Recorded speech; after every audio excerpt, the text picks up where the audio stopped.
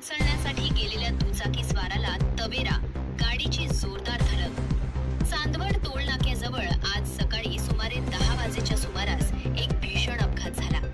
मिळालेल्या माहितीनुसार एक मोटारसायकलस्वार मालेगावकडून नाशिककडे जात होता।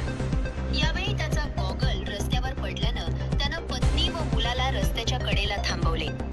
यानंतर तो गॉगल उचलण्यासाठी पुन्हा मोटारसायकल घेऊन रस्त्यावर गेला।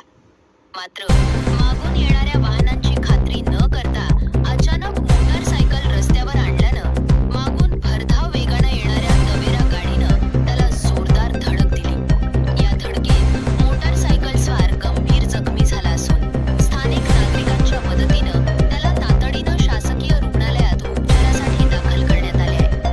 अपघाताची माहिती मिळताच चांदवड पोलीस घटनास्थळी दाखल झाले। पोलिसांनी पंचनामा करून अपघाताचे नेमके कारण व इतर बाबींचा तपास सुरू केलाय। लोकमान्य 24 न्यूज साठी सोमनाथ जाधव, चांदवड।